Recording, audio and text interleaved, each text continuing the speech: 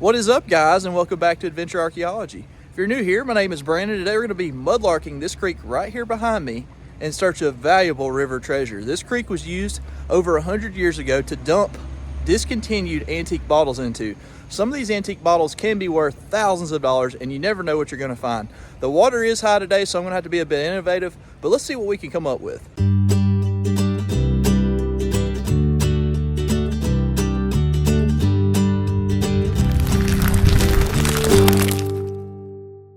See what these guys are right here on the bank.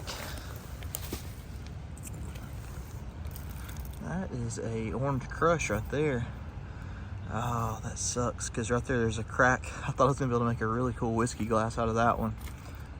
Probably from Birmingham. Yep, Birmingham, Alabama. That would have been a nice deco style. I wish that one would have been one that I could have cut. Sadly, it's just a little bit too bad of a flash crack.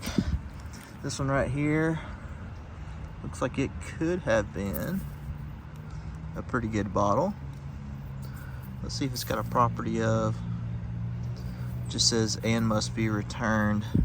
Nothing on the base, nothing up here to identify it. However, I can tell you this, it's at least 100 years old. I've seen a lot of stuff up here. I'm gonna try to go through them before I get into the water. I walked just a few steps over and I found this nice buffalo rock. Sadly, the embossing's way up here on the shoulder. You usually like it to be in the middle of the bottle or on the heel for making the whiskey glasses. However, I think I'm gonna keep this one and do something with it, even if it's not, but make it into a pencil holder. Too nice of an early bottle to let go. This is probably 1920s or 30s, right there at around 100 years old. Century-old glass, guys. It's hard to leave it behind. All right, so I'm on a bar right now. Some people would call it a sandbar. I'm gonna call it a rock bar. This rock bar is holding all kinds of treasures and goodies, but this right here was the very first thing that's on top. This is gonna be a big old wine bottle. You can tell that it was buried for a pretty good while by the rust staining, and it washed up. Look at that kick up on the bottom, guys. These right here are not incredibly valuable bottles, but they still are pretty cool.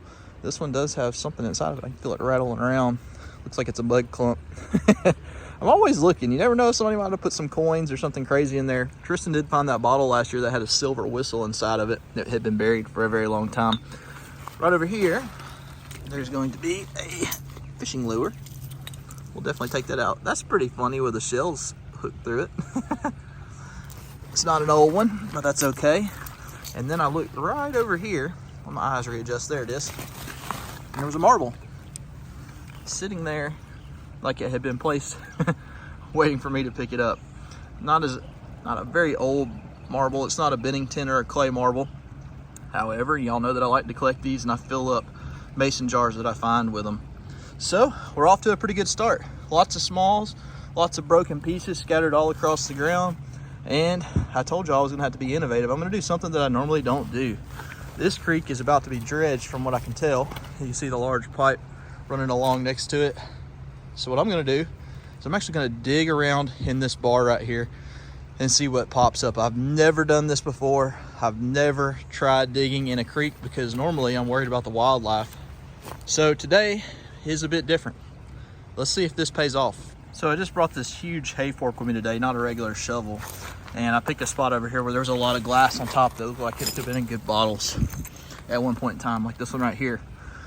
What you see right there is the bottom to a Native American Indian chief head, and that would have been a big chief bottle. That would have been a pretty nice one of the aqua variants. Wish that would have been whole. Anyways, but as I started digging, this is the very first thing that popped out of that hole. I mean, I didn't dig but about 4 shovels full, and I found this little mini right here. I don't think it's as old as what we're looking for. However, it is a cute little bottle, so we're gonna keep it. All right, several more pieces have popped up. And that right there would have been a Chericola, a 1915 variant. If I haven't gathered, those are pretty common in our area unless you have a rare town on it. Another Chericola piece. That would have been some kind of shot glass, it looks like. Maybe. Sometimes pharmacies had these glasses that were like laser etched. And that's all that's popped out so far in this little 3 foot by 2 foot section. So right now I'm trying to decide whether to go deeper or sideways. I saw that, I didn't know what that was. Looked like silver for a second. But there's so much glass here that I feel like it's worth testing the waters before they dredge it, because if they dredge this, all this stuff could be gone. forever. You can kind of tell how high the water is just based upon the reeds that you see over here and how they're laid over. We had a lot of rain, so I decided to walk up a little bit further to the next bar and see if the glass looked any better up here. And this was laying there. There we go. Got a Castoria. It is embossed. This is one of the newer variants. You can tell by the screw top on it. This one's actually harder to find than the cork top. Probably 1930s. There again, we'll take it. It is a nice antique bottle approaching 100 years old. I think I'm gonna go back to the hole that I was digging in though and keep digging because there's not quite as much glass right up here. Okay, I'm back to the hole that I was digging on. I think what I'm gonna do is I'm gonna try to connect the creek from there around to there, so if they don't dredge it fast enough, maybe next time it rains, it'll wash a trough out and do some of this work for me. We'll use erosion on our side, but meanwhile, just pop this out with a fork. And I don't know what that is. If y'all know what that is, drop in the comments below. Obviously, it's been up pretty bad. I thought that it may have been a pen holder, like a desk placement, and then I thought a candle holder, but I don't know. Y'all drop in the comments below, let me know what it is. Definitely doesn't belong in here though, and we will take it out. Well, for those of you curious, do not buy Expert Garden hay forks from Tractor Supply because this thing snapped. I'm talking about just super easy. I'm not even doing a ton of work with it. It does say that it has a 5-year warranty, so I will be taking it back to those guys because that right there has not done very much work. And now I'm dead in the water. So I guess I'm gonna have to walk the creek, even though it's high, and see what I can spot. This piece right here is pretty. It was to an old soda, I don't know what type, but you see how it has that purple tint to it?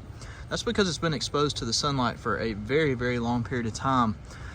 I have left bottles out on the roof of my house before for several years, and they still did not turn that purple color. So this was probably exposed for several decades, which explains why it's broken.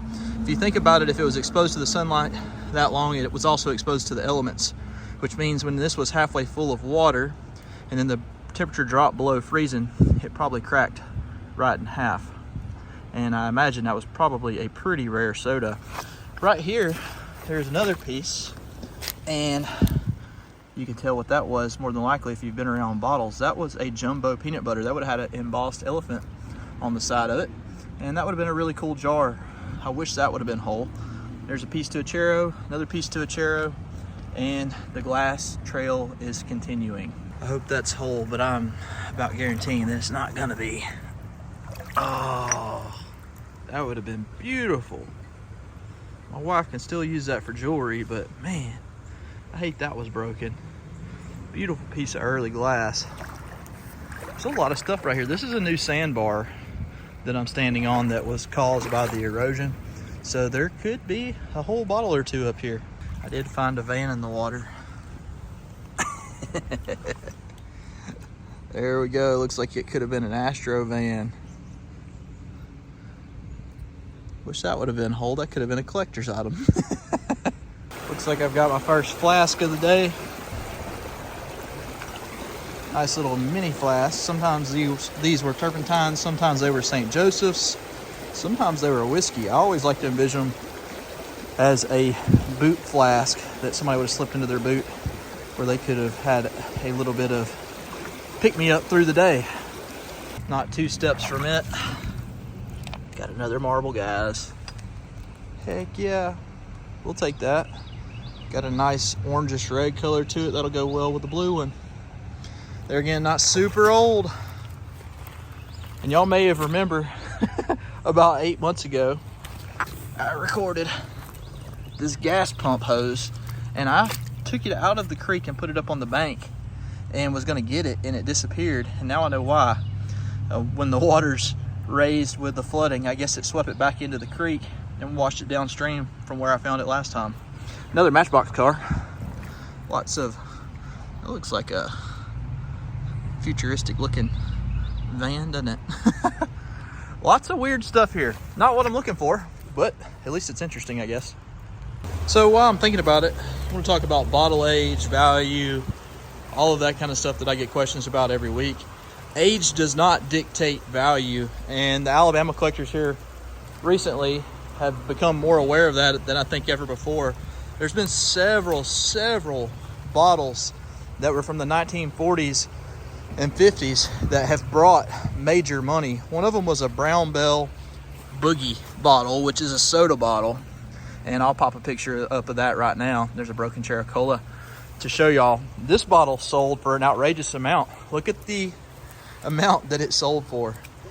Now, the next one that sold really high was a more modern milk. Both of these were ACL or applied color label. This milk that you see was from Birmingham as well.